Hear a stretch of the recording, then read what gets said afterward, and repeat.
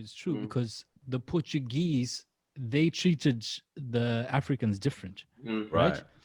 Another thing that I'll tell you that's very funny is I have never experienced the furthest thing from racism when I was in Mozambique.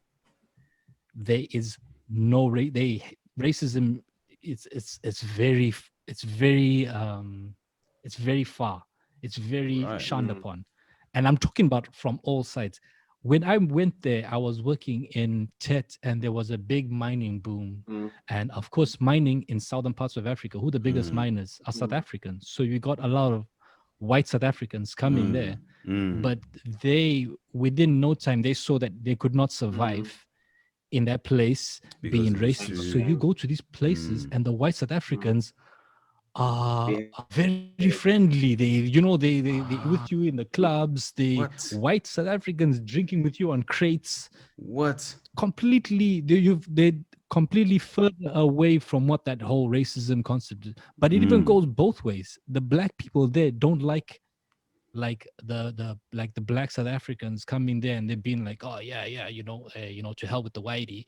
It's black power. They're like, it's so, it comes from both sides. That's what I mean. It's that's hella cool. That's one thing. Mozambique, I loved it. Man, you guys, one day go there, but don't go there with any misses. Please do not do that. Do not you get it? Well, is there too much to? Is it? That will be the end of that relationship. My friend. That is the end. But just where because those women are not shy, man. They're not shy, bro. They're not like. Nah. They'll step up to you, bro. They will literally step up to you in your woman's face. Also, you know what I mean. Not even to say they're gonna be like, they're gonna push her aside. So yeah, man. I big up Mozambique, man. Big up. I love that place. I lived there for a year. Okay. 2013. Yeah, man. That's it. Sorry, guys. I'm going into a different. No. It's dope. I've been recording all of this, man. It's dope.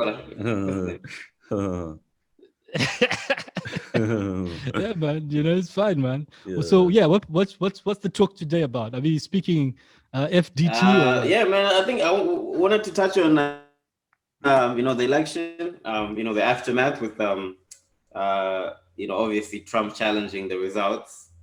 And then where you think it's going to go, and then if we end up with arriving at some other topics while we're talking about that, that's all good.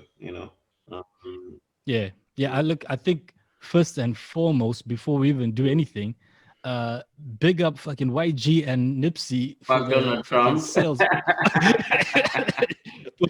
FDT doing so fucking well, you know what I mean? That's become an anthem. It's gone up on the charts since the election. I saw that. Yeah, man. I think I saw it. It was like it's gone up from the day before 490%. Yes. God damn. Streaming has gone up 490%. God damn. That's no joke. That's become the anthem of all of this. So big up black culture for being that influence as well. I think people just really, really hated Trump, man. Like I'm not one of these people that really hated him like that, but I don't think I've ever seen a president hated that much. Like where every time you turn on the news, it's this guy could sneeze and they'll be like, "Oh, did you see what this guy did?" You know what I mean? Yeah. No. I don't think you've ever seen a hated president from America. America, yes. Yeah. From coming out of America. Yeah. But can I ask you a question, Yanko? Was Donald Trump good or bad for black culture? Black culture? What do you mean by black culture? But for black people in America. For black people, for black culture, the whole culture. Because when I say that, prior to Donald Trump going in, there was this whole narrative of racism doesn't exist anymore. Racism doesn't exist. Look, they got a black president now. You guys are just making a bit of noise, and then Donald Trump comes and it exposes. They come out in the woodwork. People get comfortable about bringing being openly, people get white supremacy. white supremacy is Out alive. in the open. What did Kanye West used to say? You Yeah. know, racism is alive. They just be concealing it. You know? Now it was no more concealing. Now it's so. That's why I go back to that question. Was he good? Was it good for us? Was it a good result? In our way, if Hillary had gone in, would things be like this? I think yes. I think in a roundabout way, I'm gonna go with yes. Like I'm sure maybe Kuda might have a different take on this, but I think that he, like, before he came in, you know, everyone thought everything was rosy. You know what I mean? You know, we're in a people are starting to think we're in a post-racial era. You know, particularly in America. You know, but America pretty much bleeds into the rest of the world, right? But I think after Trump ran for president, you know, he, without him saying anything explicitly racist, but he emboldened those people that had those feelings that they can come out and say it. And then now, I think in a way it's good that, like, we know that people, those people that say, "Oh, I'm just conservative," you know, why can't these guys pull themselves up by the bootstraps? You know, but what they really mean is, fuck these guys, blah, blah, blah, blah, blah, black this, black that. I think those guys now, they came out, and I think it's good because now we actually know what the real situation with race relations actually are, you know, across the world. So I would say, yes, he was good in a roundabout way, not in a, you know, he just exposed, he made those people that felt like that come out, you know? Yeah. Because I was thinking about this the other day, and guys. Yeah. Wow. Can you read that? Yeah, we can see it. Yeah.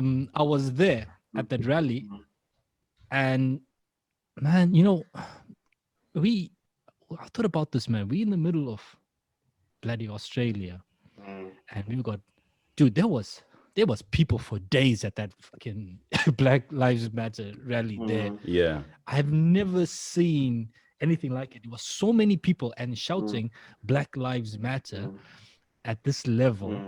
You know, would we be here if it was Hillary Clinton in the White House had won? You know, I mean, would we be here? Would we be in this situation? You know, what do you think? That's where I always. Hey, look, man. I mean, I don't know. We saw a few protests, right? While even during Obama's time, right? There was a few incidences in the States when it kind of flared up and people were in the streets, Black Lives Matter protesters. So to be honest, I feel like what really, really, really spurred up like this round of protests, right, was the George Floyd case, just because it was really brutal. You know what I mean? It was brutal. Yeah, exactly. It was one of those things, man, where it's just like painful, man. Yeah. It's different from someone being shot to somebody being like, you know, in the way that happened, you know? So I don't know, man. I kind of feel like if something like that had happened. Yeah. Same, man. I struggled, man. I didn't even watch the whole thing, dude, because it's making me angry. You know, that type of shit makes me. Yeah. So I kind of feel like it could have still happened, to be honest, man. Without Trump? Yeah. That situation, yeah, man. I feel like it still could have happened, to be honest. You reckon? You don't feel there was pent up anger that was just, you know, because as I said, these things have happened before, but have they happened to a point where all around the world, France, even in Germany, Australia, all around the world, Spain, people are protesting, shouting Black Lives. And you know, as a person that you're a melanated person, as a Black person, you see people shouting Black Lives Matter all around the world. There was that question that I kept on thinking, is that, man, are we getting, you know, I've mentioned this once before on another podcast, is that I always thought growing up in my, like, maybe 19 years, 18 years, 20 years old, that around that age there, I always thought that there's going to be a new generation of white people that love Black culture and listen to Eminem and going to think racism is dumb. but that was 20 years because I'm an old ass motherfucker. I'm 40 years old now. So that was 20 years ago. And we here today. And, when I looked at those white supremacists doing, some of them were young. This kid that went to go and shoot up in the crowds. Yeah. He's 16 years old. So these kids are getting taught the same philosophy and they are listening, even though black culture surrounds them. Do you know what I mean? Like black culture is in everything. Without us, you would have no style. You would have nothing. You would have no music. Look, the thing with that is, man, like it's gonna be.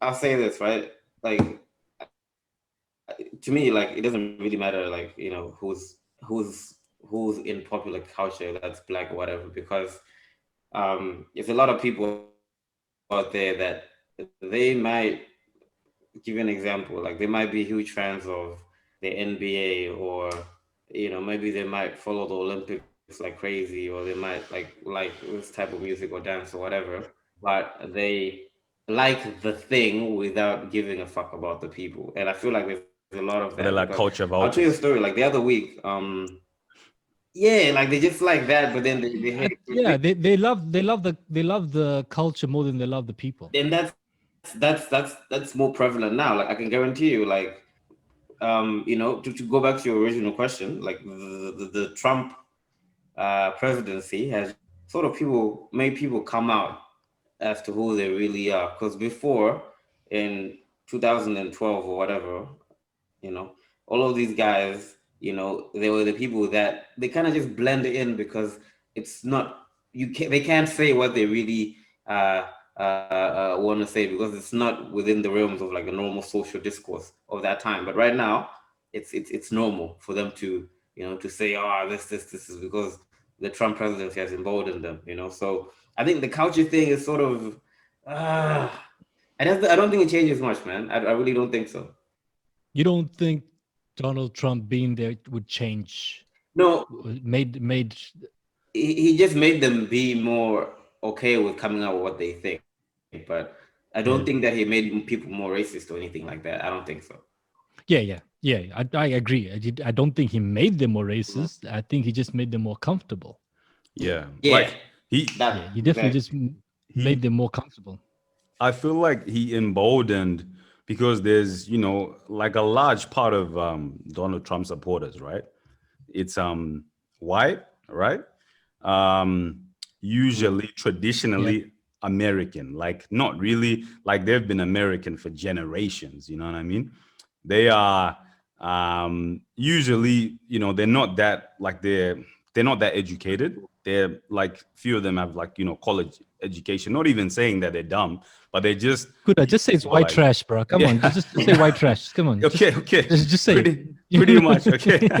Okay, a lot of them park, is, exactly. A lot of them is what you call rednecks, This them not sugarcoat shit, you know what I mean? The rednecks, yeah, them dudes, you know what I mean? But there is also, because I was just about to say, like it's those white trash dudes as well, but it's also just the dudes who are they're not even necessarily like white trash dudes, right? But they're just like white dudes who feel like the world is moving to a stage and it's leaving them behind, and they don't really understand what's going on out there, right? I don't even think some of them are that bad. Some of them are, like white trash, but some of them are just regular dudes who don't have that much of an understanding, who feel like, shit, man, everything's running away. They're taking the world away from us. You know what I mean? And then he came in, and then they were like, hey, here's somebody who hears us, Stands for us. Yeah, exactly. Yeah. Did you? Because I feel like the white trash, the trailer park, are the ones that got him into power. From there he just had to keep on with the narratives. And look, the thing about Donald Trump, and here's the funny thing, is that I heard this from a Candace Owens interview. Don't get us started on that, lady. Wait, hold up, dude. Hold up. I heard this from a Candace Owens, and this is the thing, is that the thing, Yanko, the problem is sometimes we have to look at both sides. It's that whole thing about that social dilemma where we just get one feed. Yeah. You have to see what they're also thinking on the other side. Yeah. And I was listening to this, Candace, and she said something very interesting. She said, here, the thing is, Donald Trump is not a Republican, not a Democrat. People need to understand that. He's anti-establishment. And that is his attraction. He came there saying that everything is fucked up. The news is fucked up. The government is fucked up. We're draining the swamp. We're taking out all of this crap, and that is what people politicians are attracted. fucked up. That is why you'd find even black people and Mexicans. Yeah. He's basically saying the whole system is, the whole establishment is crap. And now you got people who are looking at it like, you know what? We haven't had it good for years. Maybe this guy is right. You know, Let's have a maybe businessman run the country. This guy even Yeah. That's what happened. Yeah. Donald Trump is not an idiot, you guys. Nah, he's not. Donald Trump is a very intelligent person. He's not. Nah, he's People not. need to understand that he's not. a narcissist and all of that. Yes, 100%. But that dude is very particular in what he knows what he says, and why he particular. says it. Yeah. Have you seen his rallies? Have you seen his rallies? This guy, like, he talks in a way that, like, the average person, I think it's why he got voted in. The average person will understand. A politician will come in there and talk about, well, we're going to do, section this of, we're going to change section this of the Constitution, and, and they just talk all smart, man. The oil fuel levy. All smart. Like, this guy comes in there and says, no one knows. We're going to build a wall. No one knows more about, nobody knows more about, wars than me. I know everything about, like, he's a star. Like, he's it's China. It's China. It's China. They ruined everything. The Kung Flu virus. Yeah, the Kung Flu. They ruined everything. I saw this thing. I saw this thing on the weekend. I just said I like on the Bobby. weekend on the Vice. I saw this thing on the weekend on the Vice YouTube channel. It's called A Portrait of Donald Trump by some artist. So it's not really a portrait. It's a video of an hour-long video of different Trump speeches at different rallies. And they make a list, he speaks in like jingles, right? So he'll say, oh, no one knows more about X than me. And they'll make a list of 15 times where he's used that phrase. And all that changes is the X. So these are 15 different rallies. And then they'll list it 1 to 15. First one, windmills, the economy, Russia, terrorists, nuclear power, and all he changes is the X in that statement, and you begin to understand that this guy is a master of speech. Because I couldn't watch. I couldn't watch a Joe Biden video that is 1 hour talking about that. Like, but you can watch a Trump one because it's entertaining and you can understand what he's saying. It's entertaining. Look, and that's the thing that going back to what Kuda was saying is that who are the people that are voting? The reason why Obama was voted in is because Obama spoke well. Yeah, he was an entertaining person. Brilliant. Today, you feel inspired listening to him, and he's got a narrative. He keeps to it, and and people said, "Oh, yeah." Now, if you guys gonna come with that narrative, but he's sticking to it. Yeah. I'll even bring it closer to home, right? I feel like Bill Shorten, a reason he kind of suffered as well was that exact reason right there. Like his oratory skills, right? Yeah. It wasn't like, although he had all this, progressive policy in that, but it just wasn't like, you know what I mean? And he kind of suffered as well. Yeah. Well, if you want to really bring it home, Yanko, we can go back to Malawi as well, our country, Malawi. When Muluzi, I remember Muluzi when I was a teenage kid and listening to that guy, he was the salesman of the year.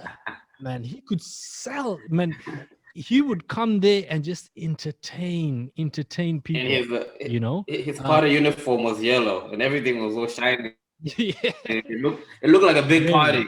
All his rallies. What does that say? Was he dressed in designer? What does it say about? I don't think people had. I don't think people. I don't think designer was a thing in 2000. And when did he start? 1994, right? 94, yeah, Not 94. designer. Yeah. Why do you think that in this election, Trump, yes, he's lost, but it was really neck and neck, right? Why do you Yeah. think that it was neck and neck, considering that, they fucked up the coronavirus response and, there's all these race riots and all of this stuff? Why do you think that it was neck and neck? Definitely he got support. Mm, He's managed to press that mm, narrative to say anti-establishment, mm, and it's only gained more momentum. mm, And plus also he looks at the weakness of the opposition, right? So he'll go with if this mm, guy wins, he's going to close up mm, everything and but the coronavirus is mm, fake, you know. mm, He's not saying intelligent things. He's just saying what he knows will get him more votes. uh, That's it. okay, That's all he's mm, doing, mm, and it works. It works. You know what, Kuda, when you were talking earlier on, I was just about to say mm, this here. Back in George Bush's mm, time, I remember I was doing something, some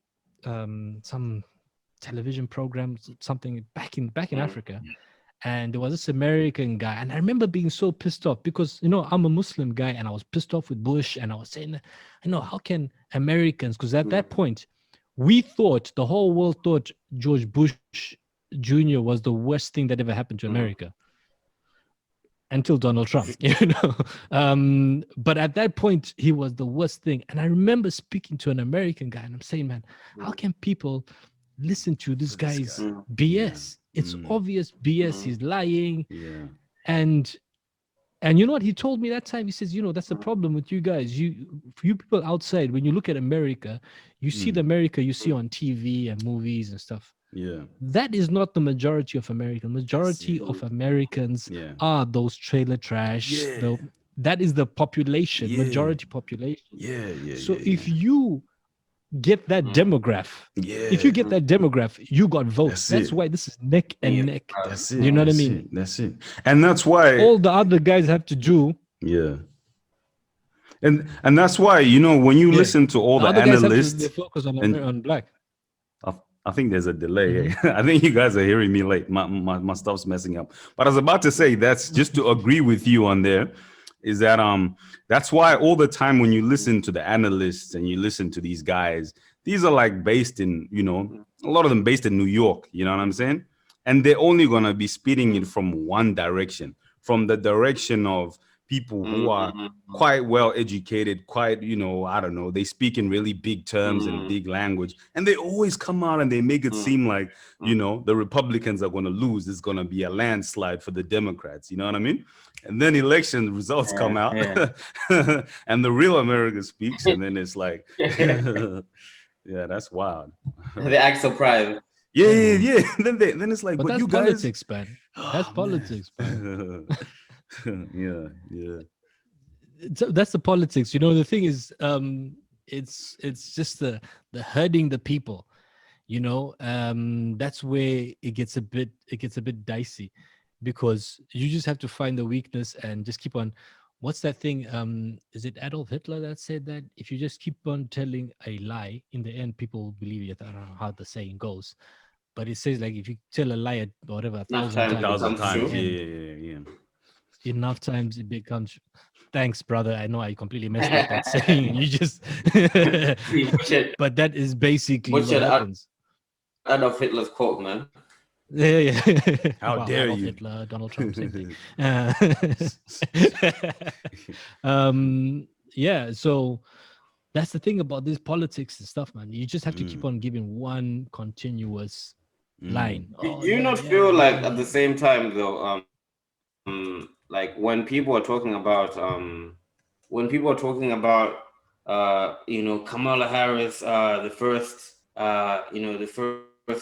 black vice president, this is so great, blah blah blah, people of color, blah blah blah. Do you not feel like when the other side is pushing that message so hard, do you not feel like that alienates those same, as you call them, trailer people? Do you not feel like that leaves them behind? I think that's part of the thing that scares right? Because we're always hearing about from the CNNs and the inner city New York media that people of color will have the first blah blah blah blah. Those guys in the middle of America that are living in places where there's no people of color or anything, they don't care about that.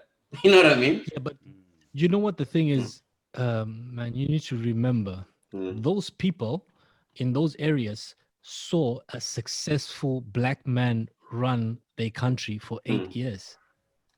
That hurt. That must have hurt them. And that was an easy target. For a person like Donald Trump, that was an easy target to say that, that this is where the racism has to play a part. You can't tell me this is where they were looking at this Obama guy who they couldn't find a fault with this guy. Nothing. One comedian said even the dog didn't pull in the wrong place. You know what I mean? Trump was trying to, say that this guy wasn't really born in America. He was born in Kenya, all of this stuff. Did you ever see that? Yeah, that whole birth certificate fiasco and whatnot. Yeah.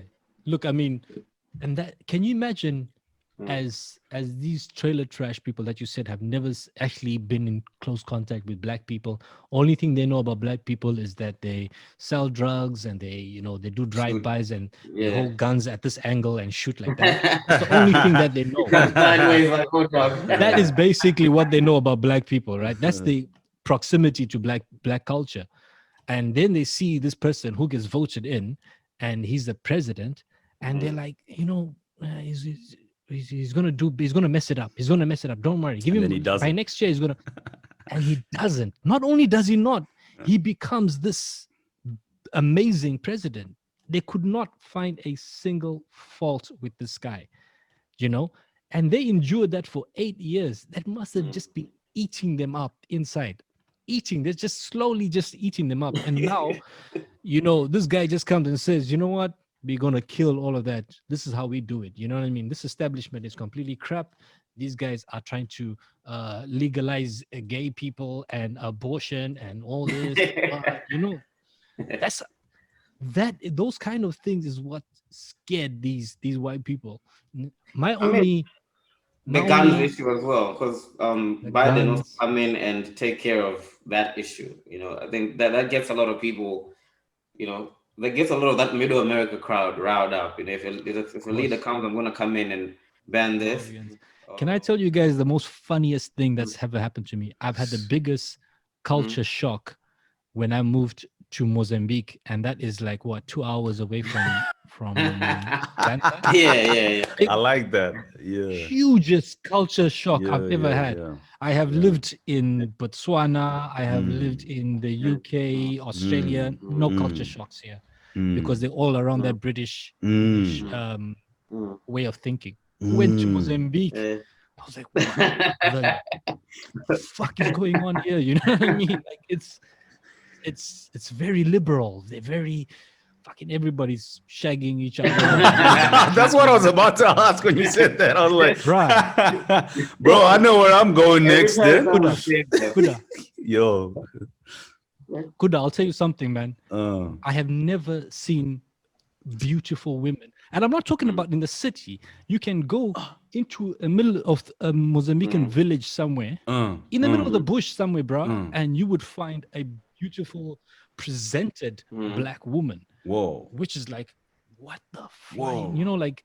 If you're in Malawi, or I'm not saying that the women are not, but I'm just saying if you're going to the village, you're not going to find a woman that's going to be exuding sexiness. You know what I mean? I'm just saying you're right. Facts. Yeah. Mind fuck. Yeah. Wow. I never thought about that. So what are you thinking? Are you thinking that DT, the Trump is not going to accept and just like stay there?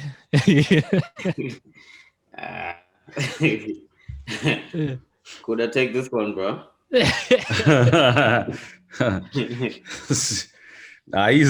He's a funny guy, man. Trump amuses me, man. I'm not gonna lie, man. Like, just the nerve of some of the stuff he does, bro. I'm like, damn, man. Like, the thing is, that guy's gonna go out one thing I like about Trump, I want to say this right now because I don't like Trump. I hate Trump. You But do? I hate Trump, bro. I hate Trump. Okay. But now that he's gone officially, Yeah. I'm comfortable to say things that I've appreciated. You know what I mean? You know, one thing that's unforgiving that I can't stand is the fact that he made the deaths of corona a normal issue. That narrative was spread throughout the world, even here in Australia, you know? So basically, I mean, 230,000 people died of COVID in 1 year. And, you know, 9/11, 3,000 people died. And they went crazy over that one. We haven't stopped making noise about that. 230,000 people have died from COVID. And he's just normalized the deaths. Do you know what I mean? He's literally just normalized it. And that I find that irritates the core of me because that has spread throughout the world. That's why here we've got the Karens not wearing masks and I don't know if I completely agree with that, man. Like I agree that he didn't take COVID seriously in the States, but I think also like there were a lot of people, me being one of them, that had issue with the way that COVID was handled here in Australia. Not that I mean, their strategy has worked. It's gotten, for example, here in Victoria, it's gotten the state government where they wanted 0 cases, right? But then in the same time, you know, they said 530,000 people lost their jobs here in Victoria because of the lockdowns and whatnot. I think there's some people that are like sort of in the middle that like, okay, we know COVID's real, right? But, you know, Trump, his reaction to COVID was one extreme of ridiculing it. And then we here in Australia, we went on the other extreme to the point where, you know, you can't, even right now, there's no cases here, there's no cases in Queensland, but you can't even go and see your family in Queensland, you know? So I think it's two different extremes, man. Like I don't think that Trump was that crazy with it. He was extreme, but he's not a real leader, right? He's not a real leader, and COVID just exposed him in that way. You know, I don't think it was a malicious thing. I like that because I always feel like COVID exposed a lot of the world's weaknesses, right? So if you had a government that was weak, COVID expose it. If you had a government that was strong, that was about the people, COVID exposes it. Even, and it happens with businesses as well, on a business level and a family level as well. So if you had a family that you were just busy doing your thing and going out partying and then you get home and now you have to spend time in a relationship with this person that you've been in a relationship with for the last 10 years, but you're always busy doing shit. Now COVID, you know what I mean? And the same thing with business as well. If you look at businesses, there's businesses that have survived this whole year. Is because you had some in your reserves, because you were thinking outside the box and all that. And that's the reason why you've made it. So COVID exposed all weaknesses everywhere in this world because everybody was just running on this treadmill. Everyone was just, and now all of a sudden, stop. Let's, you know. So, yeah, but I want to ask you a question because you are talking about the economy versus health, right? Am I getting that right? Keep the economy open versus health. Yeah.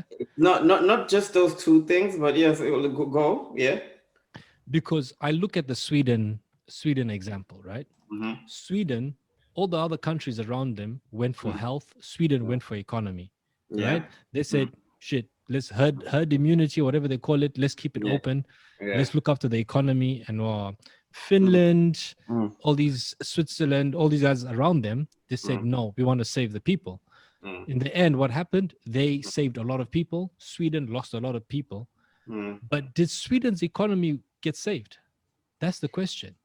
Because Sweden's economy suffered as well. So even though restaurants and stuff were open, people are not comfortable just going out knowing that there's a disease looming around.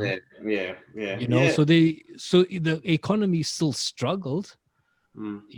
So this is the thing, is that economy help? No. If our hated Dan the man, dictator Dan, he is dictator Dan. No, it's just you said before. Man, y'all Victorians and the COVID thing, hey, it gets y'all going. Shut up, you and your bloody freedom. It's like you in Sydney, bro. Like, what do you know about this? Man? What do you know? What do you know I'm about quiet, man. I'm letting y'all. What do you know about a 5-kilometer radius? You know what I mean? Nah, like the I was gonna say, it's not squarely like, anytime that we're,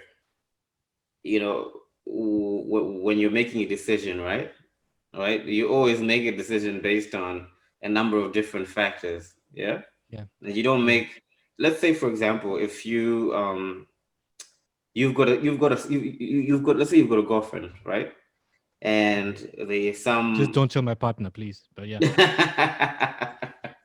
Okay, and then there is some there's some big, just for hypothetical purposes, maybe there's some big sex orgy next door and the neighbors invited you. All right. Yeah. Okay. It starts at midnight, and it's a Wednesday like today, right? But you go work at 4 a.m. You're a shift worker, but you also have a girlfriend.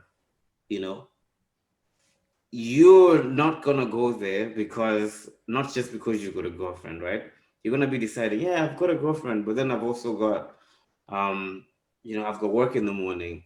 Maybe I don't like how the neighbor looks. Maybe they're not my type. Maybe orgies are not, personally not for me. Maybe I've got insecurities about my body. Like all of these things that you're thinking about before making the decision whether you're gonna go or not, right? So I say that to say the same thing with the whole Corona thing. Yes, it can be viewed as economy. Really how are you going to link those two? Let's go for it. Watch me, watch my feet.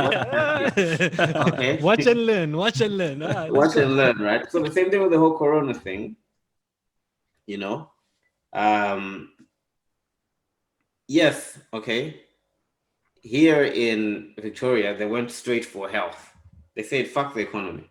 Okay, Dan himself say this on the first conferences, there can be no economic recovery, without health recovery, right? And they wanted 0 cases. They've got the 0 cases. But what happened in the meantime, right? Here's the link, okay? Instead of making the decision of how we're going to handle this thing based on, not just the health, okay? What about, like you said before, you guys with girlfriends that, it showed a weakness, in a relationship. People broke up because they're spending too much time together. Those people that were alone went through so much shit being isolated. Other people couldn't go for medical care that they needed because, hospital capacity was capped at X% because they were expecting COVID admissions. Like I said before, 500 and something thousand people lost their jobs. So a lot of people, their job is their life. You know what I mean? All this other stuff that happened, all these other consequences that happened because the decision was based squarely on health. So if we look at the outcome based on only looking at the health metric to say we've got 0 cases, then yes, it was a success. But all this collateral damage along the way doesn't matter. It's like you going to that, orgy that I talked about before to say, but I went because I've always wanted to fuck the neighbor. Yeah. But you haven't considered all the other things that mattered. So you go there, you fuck the neighbor, and you miss your shift. You piss off your girlfriend. You break your moral code. You know what I mean? Like the decisions are always they're not binary, right? Yeah. So I mean, firstly, it's shocking because like you are, I know that you in the health sector yourself. Yeah. So I have to respect your opinion because you see it from that side. I'm in the health sector, but I'm wearing a tinfoil hat. Pardon? I'm in the health sector, but I'm wearing a tinfoil hat on this one. Look, I mean, look, I don't know, man. To me, when I speak to my cousin who works in the NHS in London, and they're dealing with COVID on the front line, Yeah. You know, their anxiety levels are on another level as well. I mean, you know, we're looking at 20,000 cases a day. You know, what's India like? 40,000 cases a day. What are the consequences of that being overrun? You know, here, although we're saying, you know, the hospitals have made time for COVID. I mean, if you got an emergency, you can still go to the hospital and get something sorted out. I mean, but hold up. But you know, if the hospital is overrun, I mean, we were on 800 cases. Trust me, dude. I'm not a big fan of Mr. Andrews. The one thing that really pissed me off about him, and I'll tell you what pissed me off about him is when our numbers started getting low, right? When our numbers started getting to about 200 not cases a day, when you're down active to like cases.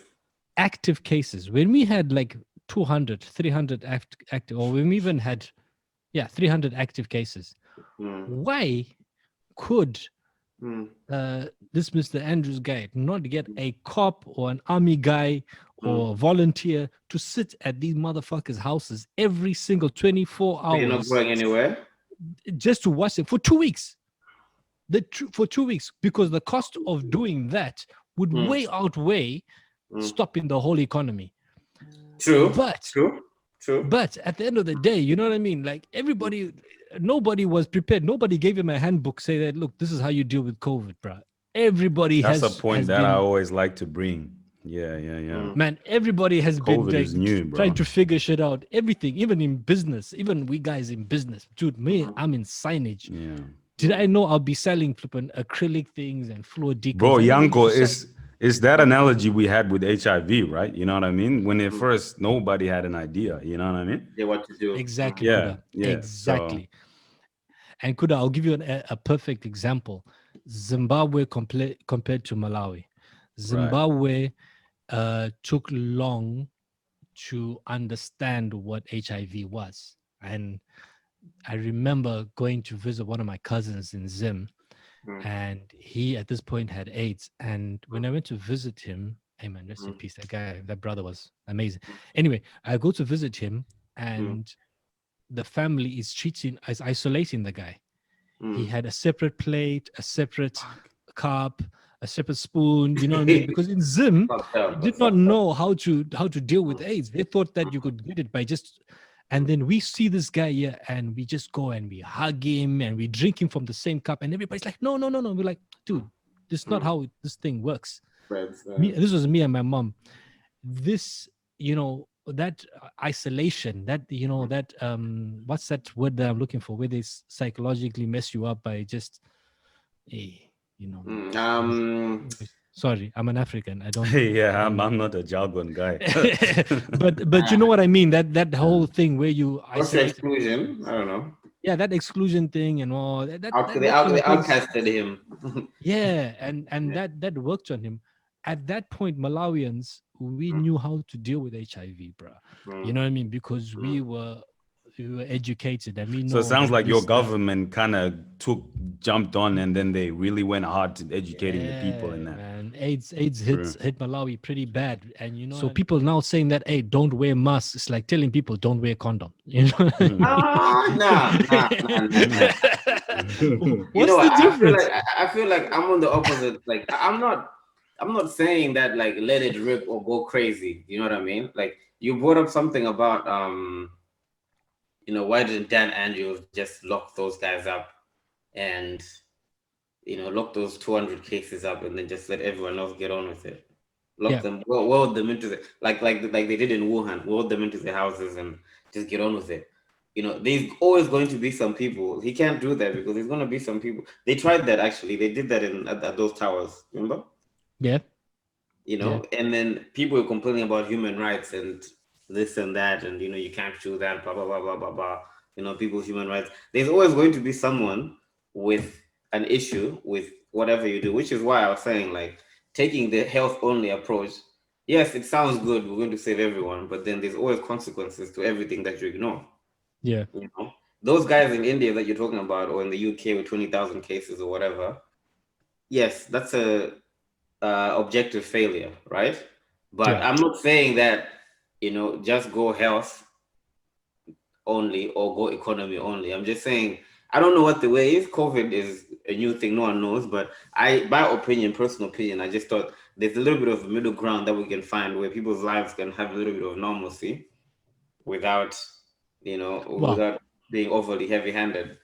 well, like, let me ask you guys, since you want to put that aluminum foil hat on. Mm-hmm. Here's the one that that's really fucking me up. Mm. How is it that a week after Donald Trump comes out of presidency, Pfizer announces they've got a vaccine that's 90%? Shit. Okay. I mean, put on your tinfoil hat, bro. I look. There's some of these things, man. You know what I mean? The coincidence is mad. Coincidence, huh? Man. Just a coincidence. Like literally, dude. Like the next day, you know what I mean? Oh yeah, we've had the cure. You know? And it's 90% effective. 90% effective, bro. Yeah. You know the timing of, you see, this is what happens now. Those anti-establishment people, they look at this like, you guys, you were just you didn't want Trump. You just didn't want Trump. But you know what though? I can believe that one. Because it wasn't that long ago they were saying, a vaccine might not come for the next 2 years, and even then it's going to be only 30% effective. Blah blah blah. Not only Pfizer, and Pfizer is a big company. Pfizer announces it. It's not a joke. It's for real. But what happens now? Even here in Australia, oh no, we've got a successful vaccine. Days after, now me, I hate that conspiracy shit. But some of these things, hey, bro, you know what I mean? How do you get timing like that? You know. So yeah, I don't know. You know, me, I'm gonna get that vaccine. I'm gonna hug everybody. Fuck it, I'm gonna hug and kiss everyone. But yeah, I didn't think about that one. Like I didn't think about the timing thing, but I do think that all of these companies, these pharmaceutical companies and these research companies and these manufacturers and whatnot, I think they would prefer to have someone that is knowledgeable of science in the White House, not to undermine their work and their research. So it wouldn't surprise me if they knew that we've got something that's 90% 3 weeks ago, and then they decided, you know what, we're going to keep quiet. If we announce now what Trump is in power, because Trump announced that, we're going to have a vaccine before the end of the year. He did. Yeah. Okay. He did before the election. Yeah. And people were clowning him like, I saw an article saying, Trump lied about the vaccine. The companies are saying it's going to be at least next year, blah, blah, blah, blah. So now for him to come out. Yeah. It just comes back down to like the big corporations. They're not really down with Trump. You know what I mean? I think there's a big element of that. Yeah, a lot of the big corporations, like even if you look at the funding, like the Democrats, right? The Democrats are really, like, their election is overfunded. They've got funds for days, right? Because the big corporations would rather have somebody in power who's not too volatile. Somebody who's not going to come out today and say something completely crazy, you know what I mean? Whereas Trump's Democratic campaign is literally cash strapped, you know what I mean? Because the big corps are not down with him, So I think there's I would tend to agree with Yanko there to say, it kind of goes to that. They definitely would prefer, this Sleepy guy. Joe. Yeah, Sleepy. Exactly. The thing that Trump was giving them like massive tax breaks and all that, But those tax breaks aren't nothing compared to how much money is Pfizer gonna make from releasing, the vaccine. Fuck the tax break. The tax break is just the government stealing less of your money, right? Yeah. So, yeah. You said you hate conspiracy theories, but you actually raised the craziest one I've heard that is actually so good that I think it's true. Yeah, dude. Nah, this one here was just it just hit home a bit too hard. You know what I mean? Like they could have waited like about 2 weeks at least. You know what I mean? This I They mean, were too it's so anxious, bloody bro. obvious. You know what I mean? to be fair though, Trump hasn't technically lost the election according to him. So Yeah, he's still finna fight it. he hasn't he Kicking hasn't and conceded. screaming. Kicking Which and screaming. which is really like this, which is another thing that I really like, although there's parts of like elements of Trump that I really like and I can even relate to, but Like, honestly, man, I like somebody who keeps it real, dude, to be honest, true. I feel like Yeah. Trump just Yeah, but keeps. how do the way I hate this here about Trump keeping it real when the guy told 10,000 blatant lies? What? How is that real? Okay, in terms of the way he talked and the way No he fear.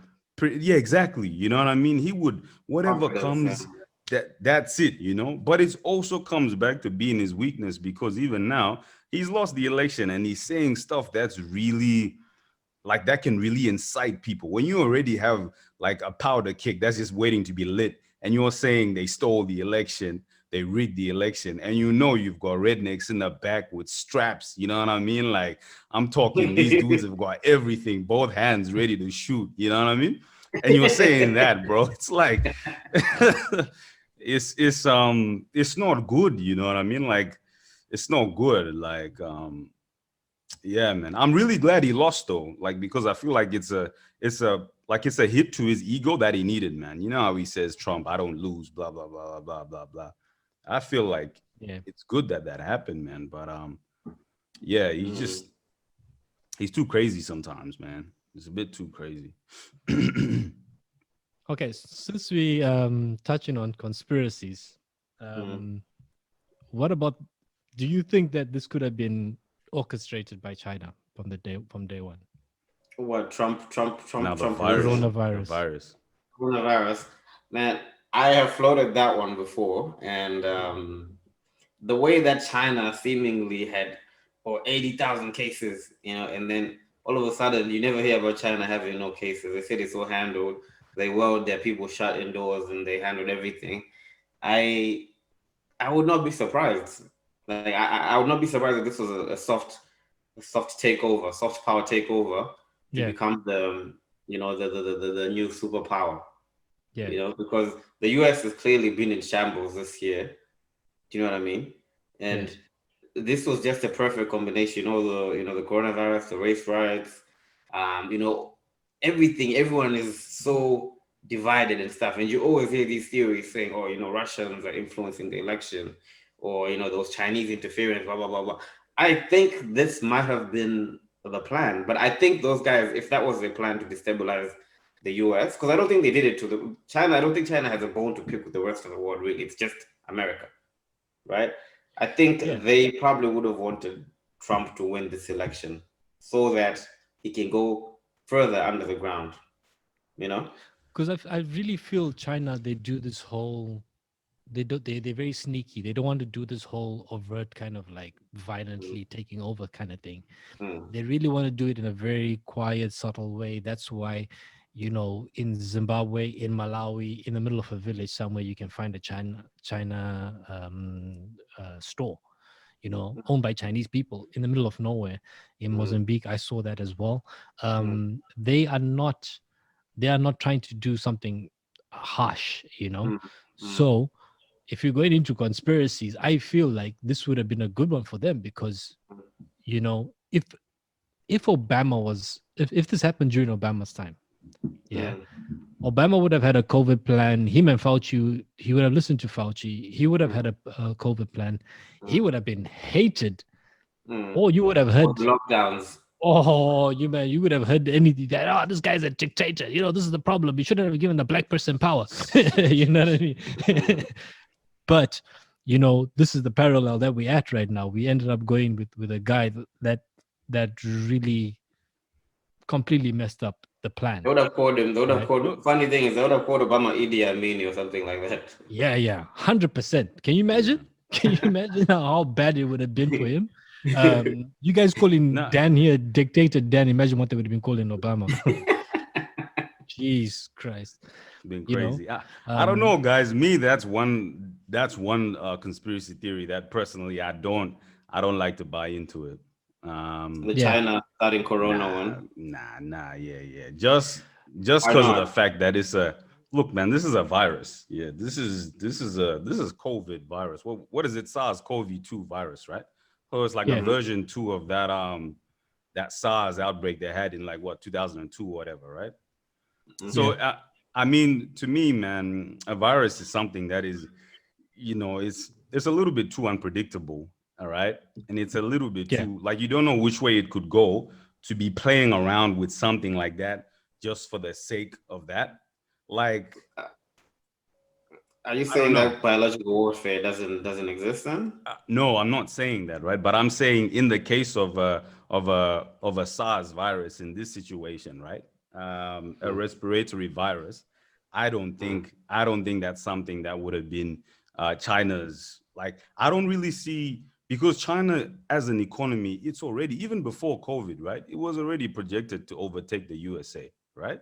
I Yeah, mean, China yeah, is true. already on the way up. Like they are making moves. They've Got got the most everything. billionaires. Yeah, yeah, They yeah. they got the most growing number of billionaires. Yeah, That, you know what I mean? And they're they're really growing. like, you hear people talking about you go to China at the start of the year to a town, and then you go there 6 months later, and it's just like boom. You know what I mean? Yeah, yeah. Like, They're just building those cities out of nowhere. Yeah, exactly, man. Their productivity, their construction, everything, their engagement, everything is high. You know what I mean? So I feel like yeah. they're already on fire. I don't see why they would need a virus to that. That's Take my over. yeah. That's Yeah. just my Because my take. I agree because like to me there is the fact of the world being we overpopulating this earth and having wet markets. There's the science behind something like that working because they're putting this animal over this That's animal and it. that moves to that. And they're all There alive. is science. Yeah. I mean, how the bird flu Yeah. whatever happened, or Can Yeah. someone swine can flu. someone explain these wet markets to me, man? I was here about these wet. What in the? Okay, so the wet markets, you look, if you go to Malawi and you go into one of the markets, you'll find the place where they're selling meat. So Yeah, they'll be hanging Chinese, they'll be hanging fish here and all. yeah, You know yeah, how those things that everything's yeah, exposed, everything's out in the open. yeah, yeah. Now imagine Mm. with just an array of different animals, some of them that Everything, should man. not be mixing. Like Mm. one of these scientists say that mixing a bat with this animal there is an experiment that Never been scientists done. would have Ne- tried to be doing. You know what I mean? It's something that would have, and these guys are doing it on a daily. That's it. So there is a massive chance that accidentally this could have happened. That's it. So I lean towards that, but I'll never Because just throw away that conspiracy hat of mine. You know what I mean? You're not throwing away your tinfoil. Nah, I'll just keep it in the background somewhere to say, if this was a move, if this was a chess move, damn man, this is a good ass chess move. I won't lie to you. I think I get what you're saying. I get what you're saying. I never really understood what the wet markets were all about. Now I sort of see putting that into it. it's Then maybe it crazy, might bro. not be. It is insane, but it might not be planned if that's what was the actual cause of it. But at the same time, do people actually go there and buy these mixed animals and eat them like that? Dude, Yeah, like they man. eat Look, the it guys are there, eating bro. bats. Yeah. Yeah, Because all like the animals. thing Yeah, in What? China as well, they never had too many like I read about this. Like they never had too many mammals, right? That they could eat. Yeah. yeah, So essentially they had like pigs. That's why you see a Mm, lot of them, they eat a lot of pigs, right? And even the yeah. dogs, you know what I mean? That's why they eat the hounds, because they didn't have too much options. So it's the same. So every like all the mammals that they find, bro, they got them in the market, bro. They got pangolins, they got dogs, cats, like bats, yeah. like random, just literally in cages, one on top of the other, bro. Like just there. And a dude just rocks up, says, "Yo, I want that pangolin right there, bro." Like, you know what I mean? Yeah. Like, That's mine. Because China has a geological problem, right? Mm, It's mm, a mass country, with a mm, lot of land, But a lot of that land cannot be farmed. Mountainous, it's mountainous. It's not very good land to farm. That's why them concentrating on industry was the best move. That's why they're building all these cities all along the coast and stuff like that, so that they can just keep on feeding into industry, right? So that's why you'll get those kind of issues, like they don't have a lot of animals and stuff like that, but it's highly populated. You know what I mean? A highly populated country. So, at the end of the day, I kind of feel like some of these things could have been inevitable, But as I said, man, I'm not throwing away that conspiracy. They didn't contain it in time when they found out that it was happening. Like these things are very cool. So, they hide. They hide.